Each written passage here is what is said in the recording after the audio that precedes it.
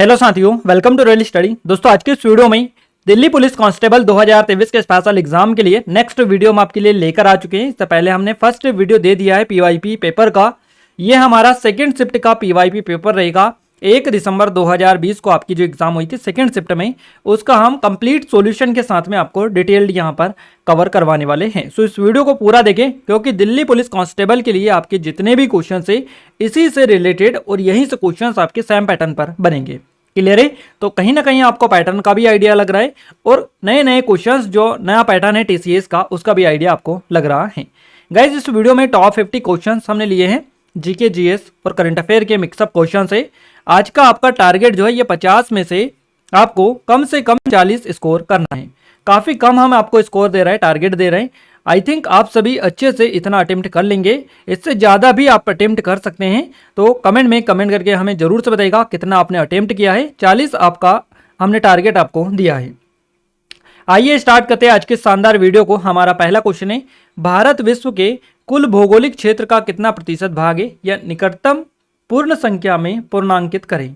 Clear है? तो भारत विश्व के कुल भौगोलिक क्षेत्र का जो परसेंटेज है, प्रतिशत भाग है, ये आपका निकटतम पूछा है, यानी लगभग आपसे पूछा है।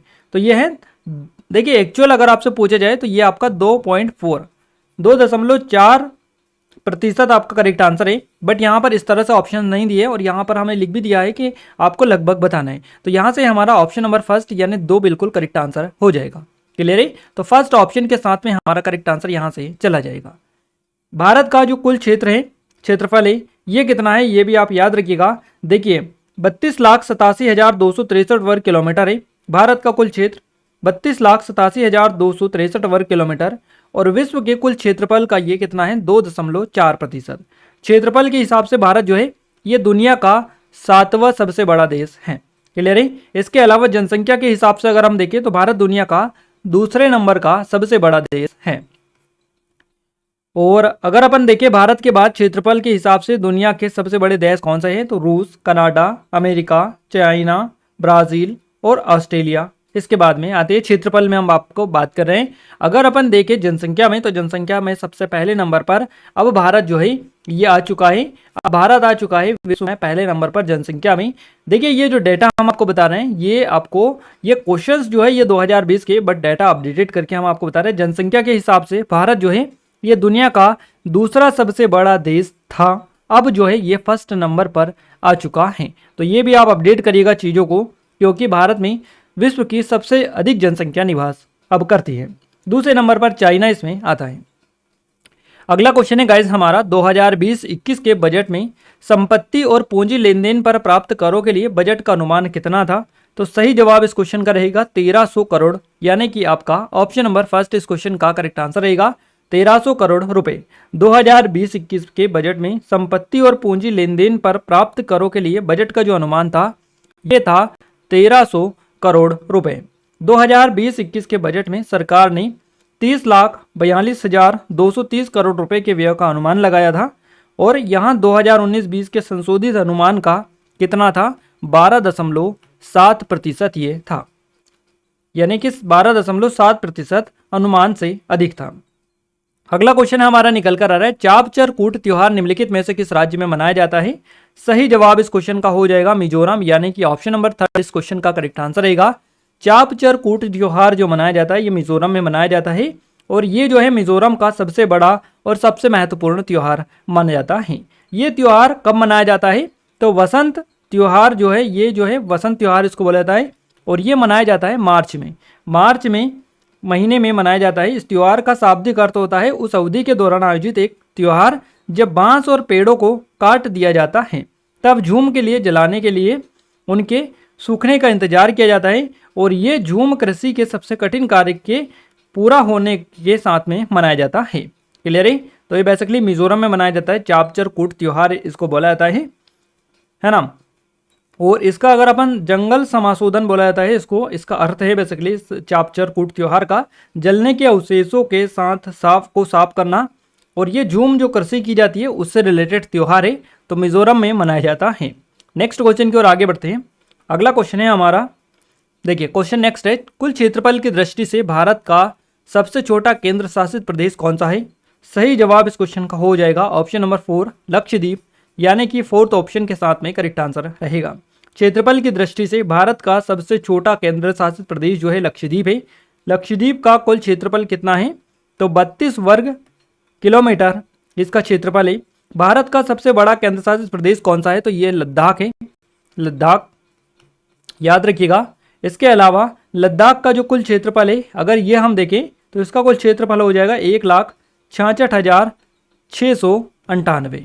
क्लियर है? 1,66,698 इसका कुल क्षेत्रफल है लद्दाख का। लद्दाख सबसे कम आबादी वाला केंद्र शासित प्रदेश भी है, ये भी आप पॉइंट नोट डाउन करिएगा। इसके अलावा क्षेत्रफल की दृष्टि से भारत का सबसे छोटा राज्य कौन सा है? तो ये आपका गोवा हो जाएगा। और क्षेत्रफल की दृष्टि से भारत का सबसे बड़ा राज्य कौन सा है? तो ये हो जाएगा राजस्थान। नाम आप याद रखिएगा, इसी तरह से रिलेटेड ही क्वेश्चन आपके एग्जाम में पूछे जाते हैं। अगला क्वेश्चन है हमारा, निम्नलिखित में से किस उपकरण का उपयोग अवशोषित या विकसित ऊष्मा को मापने के लिए किया जाता है? सही जवाब रहेगा कैलोरीमीटर, यानी कि आपका फर्स्ट ऑप्शन इस क्वेश्चन का करेक्ट आंसर रहेगा। कैलोरीमीटर जो है ये एक वैज्ञानिक उपकरण है और जिसका उपयोग अवशोषित या विकसित ऊष्मा को मापने के लिए किया जाता है। कैलोरीमीटर का उपयोग किसी पदार्थ में मौजूद गर्मी की मात्रा को मापने के लिए किया जाता है, उसी को हम विकसित या अवशोषित ऊष्मा बोलते हैं, है ना। तो इजी लैंग्वेज में हमने बताया किसी भी पदार्थ में मौजूद गर्मी को मापने के लिए कैलोरीमीटर का यूज़ किया जाता है। कैलोरी जो मीटर है इसका उपयोग किसी व्यक्ति के शरीर में होने वाले तापीय परिवर्तनों को मापने के लिए भी किया जाता है।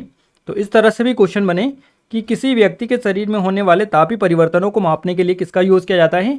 तो कैलोरीमीटर ऑप्शन में दे रखा होगा, तो आपका करेक्ट आंसर हो जाएगा। नेक्स्ट क्वेश्चन है हमारा, वर्ग किलोमीटर भूमि क्षेत्र के हिसाब से भारत दुनिया का रिक्त स्थान सबसे बड़ा देश है। गाइज ये जो क्वेश्चन है ये आपका 2020 के अकॉर्डिंग एग्जाम हुई थी दिल्ली पुलिस कांस्टेबल की, उसमें पूछा गया था आपका। क्लियर है? तो क्वेश्चन है आपका, वर्ग किलोमीटर भूमि क्षेत्र के हिसाब से भारत दुनिया का रिक्त स्थान सबसे बड़ा देश है। तो क्षेत्रफल बेसिकली आपसे पूछा गया है और क्षेत्रफल के हिसाब से भारत जो है दुनिया का 7वां सबसे बड़ा देश है। ऑप्शन नंबर सेकंड इस क्वेश्चन का करेक्ट आंसर रहेगा। क्लियर है? क्षेत्रफल के हिसाब से भारत दुनिया का 7वां सबसे बड़ा देश है। इसका जो कुल क्षेत्रफल है यह है 32,87,263 वर्ग किलोमीटर इसका क्षेत्रफल है और यह दक्षिण एशिया का एक देश है। दुनिया का कुल भौगोलिक क्षेत्रफल कितना है? तो ये आप देख लीजिएगा थोड़ा सा। भारत का जो क्षेत्रफल है विश्व के कुल क्षेत्रफल का 2.4% है। हमने स्टार्टिंग में जो क्वेश्चन किया था वही बेसिकली यहाँ से आपका डिटेल में आ चुका है। तो इसी तरह से आपके क्वेश्चंस बनते हैं और क्षेत्रफल के हिसाब से दुनिया के 10 सबसे बड़े देश कौन कौन से वो एक नज़र आप देख लीजिएगा। सबसे पहले नंबर पर है रूस क्षेत्रफल के हिसाब से, उसके बाद में आता है कनाडा के बाद में अमेरिका आता है, संयुक्त राज्य अमेरिका। उसके बाद में आता है आपका चाइना, चीन के बाद में ब्राज़ील आता है, ब्राज़ील के बाद में ऑस्ट्रेलिया आता है, फिर आता है भारत, आता है, भारत के बाद में अर्जेंटीना आता है। तो ये 1 2 3 4 5 6 और ये 7वें नंबर पर भारत, 8वें नंबर पर अर्जेंटीना। इस हिसाब से आप याद रखिएगा कि कौन किस नंबर पर कौन सी पोजीशन पर आता है। भारत दुनिया का सबसे अधिक आबादी वाला देश भी है, आप याद रखिएगा। भारत दुनिया का सबसे अधिक आबादी वाला देश है। पहले चाइना था, अब भारत बन चुका है विश्व का सबसे अधिक जनसंख्या वाला देश। जनसंख्या की दृष्टि से भारत का जो स्थान है ये कौन सा है? पहले नंबर पर हो चुका है। अगला क्वेश्चन है गाइस हमारा, निम्नलिखित में से किसे संयुक्त राष्ट्र महासभा के 75वें सत्र का अध्यक्ष चुना गया? सही जवाब इस क्वेश्चन का रहेगा वोल्कान बोजकिर। यहां से आपका ऑप्शन नंबर सेकंड इस क्वेश्चन का करेक्ट आंसर रहेगा। संयुक्त राष्ट्र महासभा के 75वें सत्र के अध्यक्ष तुर्की के राजनयिक वोल्कान बोजकिर थे और वोल्कान बोजकिर एक ऐसे समय में जिम्मेदारी उन्होंने संभाली थी जब संगठन अप्रत्याशित महामारी से जूझ रहा था। तो ये तो रही 75वें सत्र के अध्यक्ष की बात। अब जो उस टाइम पर 2020 में पेपर हुआ था, 2020 से हिसाब से क्वेश्चन था आपका करंट का। अब चल रहा है 2023। तो अब जो है इसकी कौन सा सत्र की तैयारी थी, तो इसके 78वें सत्र के अध्यक्ष के रूप में किसे चुना गया, ये आपसे क्वेश्चन बन सकता है। तो आपका सही जवाब यहाँ से हो जाएगा त्रिनिद। देखिए नाम याद रखिएगा, त्रिनिदाद इनका नाम है और टोबैगो के राजनयिक है, इनका नाम है डेनिस फ्रांसिस। फ्रांसिस, इनको बेसिकली चुना गया है। तो याद रखिएगा संयुक्त राष्ट्र महासभा के 78वें सत्र 2023-24 में ही होगा। इसके अध्यक्ष त्रिनिदाद और टोबैगो के राजनयिक डेनिस फ्रांसिस है, इनको चुना गया है। फ्रांसिस के पास करीब 40 साल का करियर है और सितंबर में संयुक्त राष्ट्र के मुख्य नीति निर्माण निकाय की जो कमान है इन्होंने संभाली है। तो याद रखिएगा 78वें सत्र के लिए अध्यक्ष इनको चुना गया है। अगला क्वेश्चन है हमारा 1192 ईस्वी में तराइन के द्वितीय विश्व युद्ध में, यानी कि तराइन का जो द्वितीय युद्ध हुआ था, तो 1192 में तराइन के द्वितीय युद्ध में पृथ्वीराज चौहान को निम्नलिखित में से किसने पराजित किया था? सही जवाब इस क्वेश्चन का हो जाएगा मोहम्मद गोरी, यानी कि आपका ऑप्शन नंबर फर्स्ट इस क्वेश्चन का करेक्ट आंसर रहेगा।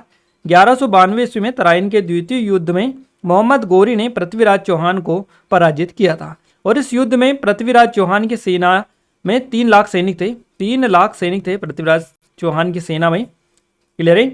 इसके अलावा मोहम्मद जो गोरी था उसकी सेना में करीब 1,20,000 सैनिक थे। क्लियर है? गोरी की सेना में शक्तिशाली घुड़सवार दास्ता भी था। पृथ्वीराज चौहान 1191 के तराइन के प्रथम युद्ध में धुरिंदरों को हराया था और इस युद्ध में धुरिंद राजा मोहम्मद गोरी गंभीर रूप से घायल हो चुका था। गोरी ने गजनी लौटकर अपनी हार का बदला लेने की तैयारी की और 1192 के तराइन में हुए द्वितीय युद्ध में गोरी ने पृथ्वीराज चौहान की सेना को हरा दिया। पृथ्वीराज चौहान को पकड़ लिया और मार दिया, है ना। तो याद रखिएगा ये पहला जो युद्ध हुआ था तराइन का, ये 1191 में हुआ था, जिसमें पृथ्वीराज चौहान ने मोहम्मद गोरी को हरा दिया था।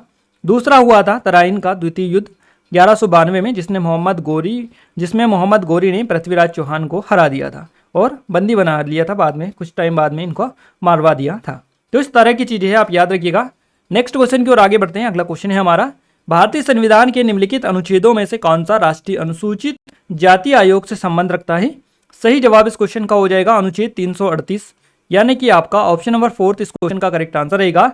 भारतीय संविधान के अनुच्छेद 338 के तहत अनुसूचित जनजातियों के लिए राष्ट्रीय आयोग की स्थापना की गई थी और इस आयोग का उद्देश्य संविधान या अन्य कानूनों के तहत अनुसूचित जातियों और अनुसूचित जनजातियों के लिए प्रदान किए गए सभी सुरक्षा उपायों की निगरानी करना था। तो ये कहा गया था आर्टिकल 338 यानी अनुच्छेद 338 में। अगला क्वेश्चन है हमारा, निम्नलिखित में से कौन सा भारतीय संविधान की 7वीं अनुसूची में राज्य सूची में शामिल मामला है? तो सही जवाब इस क्वेश्चन का हो जाएगा बाजार और मेले, यानी कि आपका थर्ड ऑप्शन करेक्ट आंसर है। निम्नलिखित में से कौन सा भारतीय संविधान की 7वीं अनुसूची में राज्य सूची में शामिल मामला है? तो बाजार और मेले आपका करेक्ट आंसर है। भारतीय संविधान की 7वीं अनुसूची में राज्य सूची में बाजार और मेले शामिल है। राज्य सूची में राज्य विधायिका के पास कानून बनाने की विशेष शक्ति भी होती है। राज्य सूची में शामिल अन्य जो विषयों में शामिल है जैसे कि कृषि, स्वास्थ्य, पुलिस, इसके अलावा राज्यों के बीच व्यापार, मत्स्य पालन, वन, स्थायी सरकारें होती है। इसके अलावा थिएटर और उद्योग, ये इसी में आते हैं। 7वीं अनुसूची में 3 सूचियां हैं, संघ सूची, राज्य सूची और समवर्ती सूची। 7वीं अनुसूची में राज्य और संघों के बीच अधिकारों का उल्लेख भी देखने को मिलता है। तो ये 7वीं अनुसूची है, आप याद रखिएगा। अगला क्वेश्चन है हमारा, अमेरिकी ओपन 2020 का पुरुष एकल का फाइनल निम्नलिखित में से किसने जीता? सही जवाब इस क्वेश्चन का हो जाएगा डोमिनिक थीम ने, यानी कि आपका ऑप्शन नंबर 4 इस क्वेश्चन का करेक्ट आंसर रहेगा। 2020 के अमेरिकी ओपन में पुरुष एकल का फाइनल डोमिनिक थीम ने जीता। फाइनल में उन्होंने अलेक्जेंडर ज्वेरेव को 2-6, 4-6 और 6-4, 6-3, इसके अलावा 7-6 से हराया था। इसके अलावा गाइस थीम का पहला पुरुष एकल ग्रैंड स्लैम था ये, और थीम ने पिछले 3 फाइनलों में जो है ये उपविजेता भी रहे थे। तो इन्होंने 2020 का पुरुष एकल का फाइनल जीता था। अगला क्वेश्चन है हमारा, 4 जुलाई 2020 को निम्नलिखित में से किस शतरंज ग्रैंड मास्टर ने चेसेबल मास्टर्स का खिताब जीता था? सही जवाब इस क्वेश्चन का हो जाएगा मैग्नस कार्लसन, यानी कि आपका ऑप्शन नंबर इस क्वेश्चन का करेक्ट आंसर रहेगा। 4 जुलाई 2020 को मैग्नस कार्लसन ने चेसेबल मास्टर्स का खिताब जीता। कार्लसन नॉर्वे के रहने वाले हैं, नॉर्वे से इनका संबंध है, नॉर्वे, और लंबे समय से दुनिया के नंबर 1 शतरंज खिलाड़ी ये हैं। टाटा स्टील शतरंज टूर्नामेंट में सबसे ज़्यादा 8 खिताब इन्होंने ही जीते थे। अगला क्वेश्चन है हमारा, प्रख्यात संगीतकार अरविंद पारिक निम्नलिखित में से किस वाद्ययंत्र से संबंध रखते हैं? सही जवाब आपका हो जाएगा सितार से, यानी कि ऑप्शन नंबर फर्स्ट के साथ में इस क्वेश्चन का करेक्ट आंसर रहेगा। अरविंद पारिक भारत में एक शास्त्रीय सितार वादक है और इनका जो जन्म हुआ गुजरात के अहमदाबाद में हुआ था। कब हुआ था? 1927 को। 1927 को गुजरात अहमदाबाद में इनका जन्म हुआ। ऑल इंडिया रेडियो पर एक नियमित कलाकार थे और 1994 से 1997 के दौरान राष्ट्रीय संगीत परिषद के उपाध्यक्ष के रूप में भी इन्होंने काम किया था। सितार वादक जो उस्ताद विलायत खान थे, इनके शिष्य थे और उन्होंने 1997 के गुजरात राज्य संगीत नाटक अकादमी का पुरस्कार, जो गौरव पुरस्कार, इससे सम्मानित भी इनको किया गया था। अगर अपन बात करें कि सितार के कुछ और जो संगीतकार हैं उनके नाम, तो गाइज रविशंकर, विलायत खां, शाहिद परवेज, बुद्धादित्य मुखर्जी, अनुष्का शंकर, निखिल बनर्जी, ये कुछ महान प्रख्यात संगीतकार हुए सितार के। इनके नाम आप याद रखिएगा, हो सकता है नेक्स्ट आपका क्वेश्चन बन जाए। अगला क्वेश्चन है हमारा, निम्नलिखित में से कौन नियमों के माध्यम से राज्य लोक सेवा आयोग के सदस्यों की संख्या और उनकी सेवा की शर्तों का निर्धारण कर सकता है? तो ये राज्यपाल कर सकते हैं। राज्यपाल option number second correct answer रहेगा। राज्य लोक सेवा आयोग के सदस्यों की संख्या और उनकी सेवा की शर्तों का निर्धारण राज्यपाल करता है। राज्यपाल राज्य लोक सेवा आयोग के अध्यक्ष और अन्य सदस्यों की नियुक्ति भी करता है। इसके अलावा गाइस केवल राष्ट्रपति द्वारा ही हटाया जा सकता है इन्हें, राज्यपाल द्वारा नहीं। क्लियर है? और भारतीय संविधान के अनुच्छेद 316 की अगर अपन बात करें तो इसमें लोक सेवा आयोग के अध्यक्ष और अन्य सदस्यों की नियुक्ति संघ लोक सेवा आयोग और संयुक्त आयोग के मामले में राष्ट्रपति द्वारा की जाएगी, ऐसा प्रावधान है। राज्य आयोग राज्य के राज्यपाल के द्वारा की जाएगी, है ना। तो ये संघ लोक सेवा आयोग है, इसकी नियुक्ति किसके द्वारा की जाती है? ये आपको अनुच्छेद 316 के अकॉर्डिंग राष्ट्रपति आपका करेक्ट आंसर रहेगा। अगला क्वेश्चन है हमारा, गोटीपुआ लोक नृत्य शैली निम्नलिखित में से किस राज्य से संबंधित है? सही जवाब इस क्वेश्चन का हो जाएगा ओडिशा, यानी कि ऑप्शन नंबर सेकंड इस क्वेश्चन का करेक्ट आंसर रहेगा। करेक्ट आंसर हो जाएगा।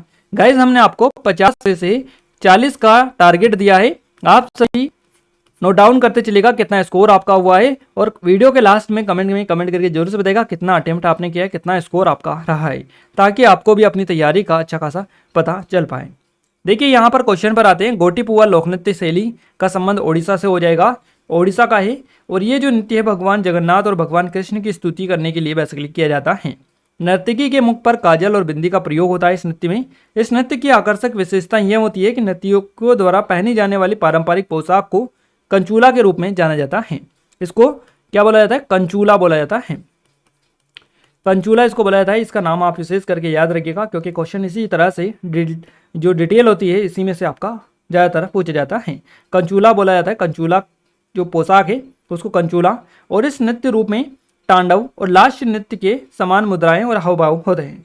ओडिशा के अन्य लोक नृत्य की अगर अपन बात करें तो इसमें छऊ आता है, छऊ आपका हो गया, छऊ नृत्य हो गया। इसके अलावा चेती घोड़ा, मेघा नाच हो गया, चुंग नृत्य हो गया, कर्मा नृत्य, ओडिसी नृत्य और इसके अलावा डंडा नाता। तो इस तरह के जो नृत्य हैं ये बेसिकली ओडिशा के हैं। अगला क्वेश्चन हमारे निकल कर आ रहा है, काफ़ी ज़्यादा इंपॉर्टेंट क्वेश्चन है आपका। समुद्री उत्पाद निर्यात विकास प्राधिकरण MPEDA की स्थापना किस वर्ष में हुई थी? सही जवाब इस क्वेश्चन का हो जाएगा 1972 में। 1972 आपका यहाँ से ऑप्शन नंबर फर्स्ट के साथ में करेक्ट आंसर रहेगा। समुद्री उत्पाद निर्यात विकास प्राधिकरण MPEDA की स्थापना 1972 में हुई थी, याद रखिएगा। और इसके अलावा गाइस ये जो है संसद के एक अधिनियम द्वारा पारित किया गया था सितंबर 1961 को। सितंबर 1961 को देखिए 1961 को सितंबर 1961 में भारत सरकार द्वारा स्थापित पूर्ववर्ती समुद्री उत्पाद निर्यात संवर्धन परिषद को 24 अगस्त 1972 को MPEDA में परिवर्तित कर दिया गया, यानी कि समुद्री उत्पाद निर्यात विकास प्राधिकरण में इसको परिवर्तित कर दिया गया। अगला क्वेश्चन है गाइज हमारा, निम्नलिखित प्रसिद्ध चित्रकारों पेंटर्स में से किसने भारत में 20वीं शताब्दी के सबसे बेहतरीन भवनों में से एक बेल्जियम दूतावास के वास्तुकार के रूप में भी काम किया है? सही जवाब इस क्वेश्चन का हो जाएगा यतीश गुजराल, यानी कि आपका थर्ड ऑप्शन करेक्ट आंसर रहेगा।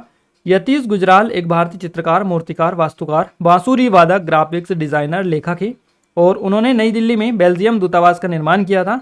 आर्किटेक्ट्स के अंतर्राष्ट्रीय मंच में ने बेल्जियम दूतावास के उनके डिजाइन को 20वीं शताब्दी में निर्मित बेहतरीन इमारतों में से एक के रूप में भी चुना था। इसके अलावा 1984 में 1984 में पूरा हुआ यह परिसर सावधानी पूर्वक खुली ईंटों से बनाया गया। क्लियर है, याद रखिएगा। अगला क्वेश्चन है हमारा, निम्नलिखित में से किस राजा ने एक चांदी का सिक्का जारी किया था जिसे 16वीं शताब्दी में रुपया कहा गया था? तो ये जो किया था ये शेरशाह सूरी ने किया था। शेरशाह सूरी हमारा थर्ड ऑप्शन करेक्ट आंसर रहेगा। 16वीं शताब्दी में शेरशाह सूरी ने चांदी का सिक्का जारी किया था और इस सिक्के को रुपया कहा गया था। यह सिक्का 178 अनाज के बराबर था और आधुनिक रुपये का अग्रदूत माना जाता था। शेरशाह सूरी सूरी वंश के संस्थापक थे और इनका जो असली नाम था ये फरीद खान था। उन्होंने शुरुआती सालों में लोधी सल्तनत सेना में काम किया था और बाद में उन्होंने 16वीं शताब्दी में रुपया और पैसा शब्द भी पेश किए थे। रुपया शब्द जो है संस्कृत के रुपया से जुड़ा हुआ है जिसका अर्थ होता है चांदी या चांदी का सिक्का बनाना। क्लियर है। नेक्स्ट क्वेश्चन की ओर आगे बढ़ते हैं। क्वेश्चन नेक्स्ट है हमारा, बच्चे को दूध पिलाने वाली माताओं के दूध में निम्नलिखित में से कौन सा हार्मोन्स पाया जाता है? सही जवाब इस क्वेश्चन का हो जाएगा आपका प्रोजेस्टेरोन। यहाँ से आपका ऑप्शन नंबर फर्स्ट इस क्वेश्चन का करेक्ट आंसर रहेगा। बच्चों को दूध पिलाने वाली माताओं के दूध में प्रोजेस्टेरोन हार्मोन्स पाया जाता है और यह हार्मोन एल्वियोली और लोब के आकार में वृद्धि को नियंत्रित करता है। स्तनपान के दौरान प्रोलेक्टिन हार्मोन बढ़ जाता है और प्रोजेस्टेरोन का स्तर गिर जाता है। प्रोलेक्टिन हार्मोन दूध पैदा करता है। नेक्स्ट क्वेश्चन हमारा चलकर आ रहा है, निम्नलिखित में से किस तंतु फाइबर को कृत्रिम रेशा कहा जाता है? तो कृत्रिम रेशा जो कहा जाता है ये रेयन को कहा जाता है। रेयन आपका ऑप्शन नंबर थर्ड इस क्वेश्चन का करेक्ट आंसर रहेगा। ये रेयन जो है एक सिंथेटिक फाइबर है। इसे रेशम जैसी चमक और बुनाई करने की क्षमता के कारण कृत्रिम रेशा कहा जाता है। रेयन को बनाने के लिए इन चीज़ों का इस्तेमाल किया जाता है जैसे कि लकड़ी की लुगदी, कपास का कागज और सेल्यूलोज। इसके अलावा कपास का सेल्यूलोज, रासायनिक पदार्थ, ये जो चीज़ें हैं ये कृत्रिम रेशे या फिर रेयन को बनाने के लिए यूज़ की जाती हैं।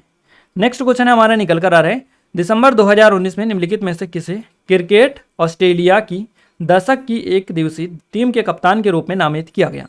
तो सही जवाब आपका रहेगा MS धोनी। फोर्थ ऑप्शन के साथ में इस क्वेश्चन का करेक्ट आंसर रहेगा। दिसंबर 2019 में MS धोनी को क्रिकेट ऑस्ट्रेलिया की दशक की एक दिवसीय टीम का कप्तान बनाया गया और इस टीम में 3 भारतीय खिलाड़ी शामिल थे। क्लियर है, 3 भारतीय खिलाड़ी शामिल थे। तो इसका जो कप्तान बनाया गया ये MS धोनी को बनाया गया था दिसंबर 2019 में। नेक्स्ट क्वेश्चन है, भारत की आकस्मिकता निधि का संरक्षण कौन करता है? सही जवाब या कौन होता है? तो भारत की आकस्मिकता निधि का संरक्षक जो होता है ये होता है राष्ट्रपति। आपका यहाँ से बिल्कुल करेक्ट आंसर रहेगा। ऑप्शन नंबर सेकंड इस क्वेश्चन का करेक्ट आंसर हो जाएगा। अगला क्वेश्चन है, भारत में हर साल राष्ट्रीय खेल दिवस मनाया जाता है? तो भारत में हर साल राष्ट्रीय खेल दिवस जो मनाया जाता है ये 29 अगस्त को मनाया जाता है। 29 अगस्त को ध्यानचंद का बर्थडे या जन्म हुआ था और उसी के उपलक्ष्य में भारत में हर साल जो 29 अगस्त को राष्ट्रीय खेल दिवस के रूप में मनाया जाता है। फोर्थ ऑप्शन इस क्वेश्चन का करेक्ट आंसर रहेगा। नेक्स्ट क्वेश्चन हमारा निकल कर आ रहे हैं, निम्नलिखित में से कौन सी नदी उन 3 नदियों में से एक है जिसकी आपसी क्रिया के परिणाम स्वरूप उत्तरी मैदानों का निर्माण होता है?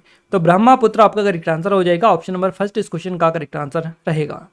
अगला क्वेश्चन है, आजी लामू निम्नलिखित में से किस राज्य का एक महत्वपूर्ण लोक नृत्य है? आजी लामू जो है ये अरुणाचल प्रदेश से रिलेटेड है तो अरुणाचल प्रदेश का लोक नृत्य हो जाएगा। हमारा फर्स्ट ऑप्शन करेक्ट आंसर यहाँ से चला जाएगा। नेक्स्ट क्वेश्चन है, वाष्पीकरण की प्रक्रिया के बारे में निम्नलिखित में से कौन सा कथन सही है? तो तरल अवस्था गैसीय अवस्था में बदल जाता है। ये जो है वाष्पीकरण की प्रक्रिया के बारे में बिल्कुल सही कथन है। फर्स्ट ऑप्शन करेक्ट आंसर है। अगला क्वेश्चन हमारा निकल कर आ रहा है। नेक्स्ट क्वेश्चन है, भारत सरकार अधिनियम देश के द्वारा ब्रिटिश भारत के प्रांतों के लिए द्विशासन दोहरी सरकार की प्रणाली की शुरुआत की गई थी।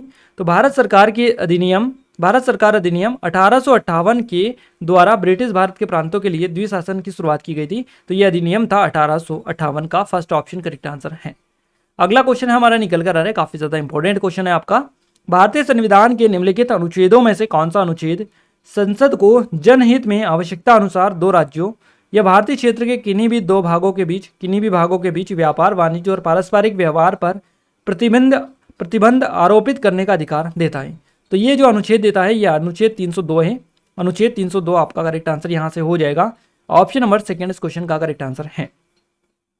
नेक्स्ट क्वेश्चन है हमारा, प्रोटियम, ड्यूटेरियम और ट्रेटियम क्या है? तो ये समस्थानिक के आइसोटॉप्स ये हैं, समस्थानिक ये हैं तीनों। फर्स्ट ऑप्शन करेक्ट आंसर यहाँ से भी हो जाएगा। नेक्स्ट क्वेश्चन है, निम्नलिखित में से कौन सी प्रमुख नदी एक पूर्व की ओर बहने वाली नदी नहीं है? तो इनमें से कौन सी नदी एक पूर्व की ओर बहने वाली नदी नहीं है? तो ये जो नर्मदा नदी है ये पूर्व की ओर बहने वाली नदी नहीं है। बाकी कृष्णा, गोदावरी, कावेरी ये पूर्व की ओर बहने वाली नदी है, नर्मदा नहीं है, उत्तर से दक्षिण की ओर बहती है ये। तो यहाँ से आप याद रखिएगा, देखिए यहाँ पर आपको मैं थोड़ी सी चीज़ें बता दूँ, उल्टी बहती है ये, बाकी सभी जो नदियाँ हैं ये एक जैसे बहती है। ये नर्मदा नदी अपोजिट डायरेक्शन में फ्लो होता है इसका। तो नर्मदा हमारा ऑप्शन नंबर सेकंड इस क्वेश्चन का करेक्ट आंसर रहेगा। ऑपरेशन फ्लड निम्नलिखित में से किससे संबंधित है? ऑपरेशन फ्लड का जो संबंध है ये भारत के डेयरी उद्योग से है। डेयरी उद्योग फोर्थ ऑप्शन इस क्वेश्चन का करेक्ट आंसर रहेगा।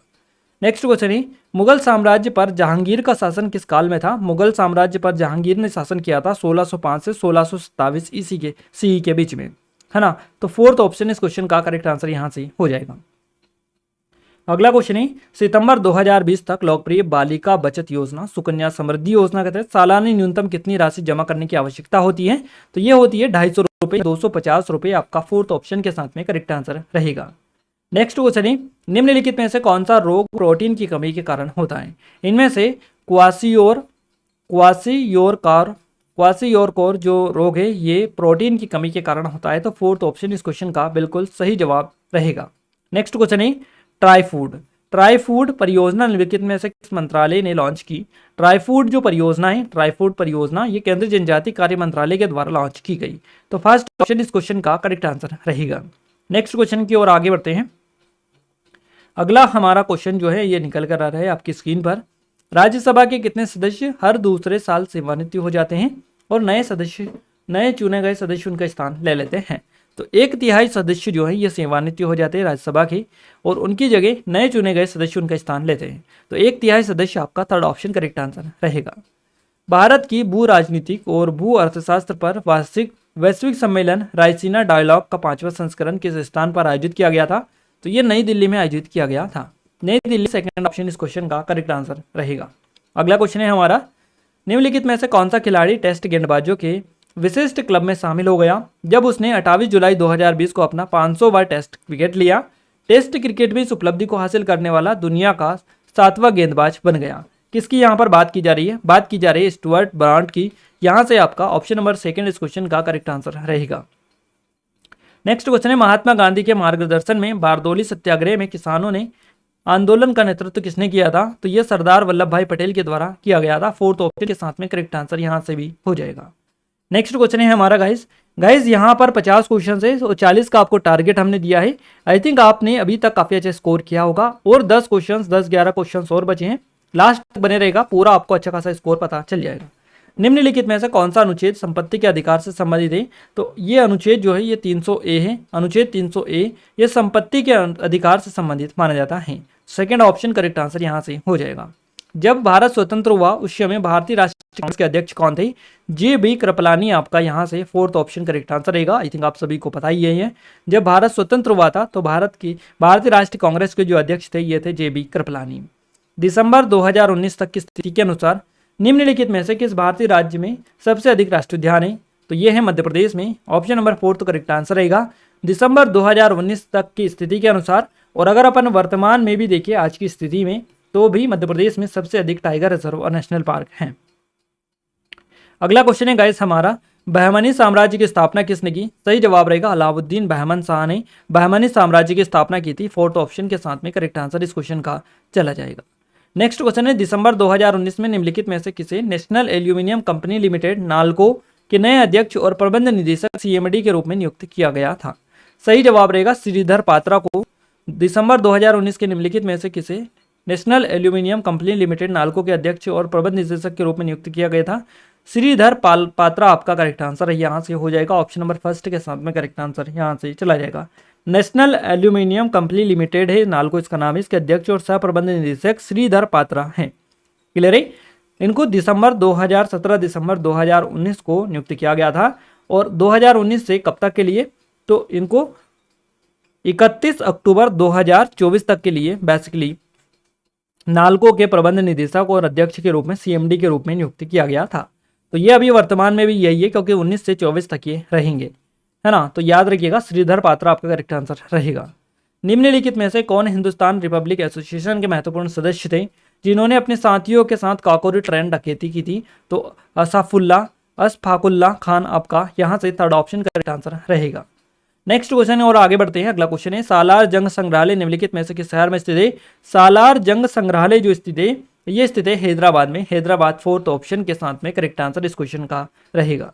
नेक्स्ट क्वेश्चन हमारा निकल कर आ रहा है आधार आधारित लेन देन के लिए आइरिस आइडेंटिफिकेशन की पेशकश करने वाला पहला बैंक निम्नलिखित में से कौन सा है? सही जवाब रहेगा axis bank. Axis bank Bharat का पहला बैंक है या एक्सिस बैंक पहला बैंक है जिसने आधार आधारित लेन देन के लिए आइरिस आइडेंटिफिकेशन की पेशकश की थी। एक्सिस बैंक आपका फर्स्ट ऑप्शन करेक्ट आंसर रहेगा। दिसंबर 2019 में निम्नलिखित में से किसे भारत का विदेश सचिव नियुक्त किया गया है? सही जवाब रहेगा हर्षवर्धन श्रृंगला आपका करेक्ट आंसर रहेगा। दिसंबर 2019 के फेवर में क्वेश्चन है तो आपका आंसर ये रहेगा।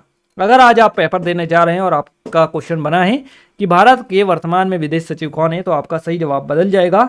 आपका सही जवाब जो जाएगा ये जाएगा विनय मोहन पात्रा के साथ में, विनय मोहन क्वात्रा।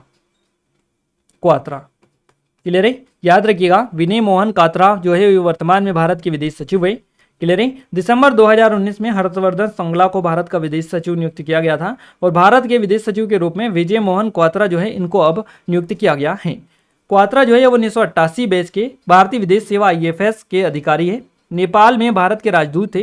क्वात्रा ने 1 मई 2022 को विदेश सचिव का पदभार ग्रहण किया है और ये कब तक रहेंगे? तो ये रहेंगे 2024 तक, अप्रैल 2024 तक ये बेसिकली भारत के विदेश सचिव रहेंगे। विजय मोहन क्वात्रा याद रखिएगा इनका नाम। अगला क्वेश्चन है कानून के क्षेत्र में निम्नलिखित दिग्गजों में से किसे जनवरी 2020 में इंग्लैंड और वेल्स के लिए ब्रिटेन की महारानी के काउंसिल के रूप में नियुक्त किया गया था? सही जवाब रहेगा रीस साल्वे को। थर्ड ऑप्शन इस क्वेश्चन का करेक्ट आंसर है। सितंबर 2020 तक की स्थिति के अनुसार निम्नलिखित में ऐसा कौन से bank national payment corporation of India के प्रमुख प्रवर्तक बैंक नहीं है? तो यह है IDFC बैंक। IDFC बैंक यहाँ से हमारा IDFC जो बैंक है यहाँ से फर्स्ट ऑप्शन का आंसर रहेगा। ये जो है सितंबर 2020 तक की स्थिति के अनुसार national payment corporation of India की प्रमुख प्रवर्तक बैंक नहीं है। क्लियर है? तो यहाँ से आपका जो करेक्ट आंसर रहेगा ये हो जाएगा आपका ऑप्शन नंबर फर्स्ट के साथ में। गाइस देखिए यहाँ पर हमने कितने क्वेश्चंस लिए थे? टॉप 50 क्वेश्चंस आपको कवर करवाने की बात कही थी तो 50 क्वेश्चंस अपन ने कवर कर लिए हैं। 50 में से आपका कितना स्कोर रहा है आप हमें कमेंट में कमेंट करके बताइएगा। आई थिंक आप सभी ने 40 प्लस ही स्कोर किया होगा। हमने 40 का आपको टारगेट दिया था।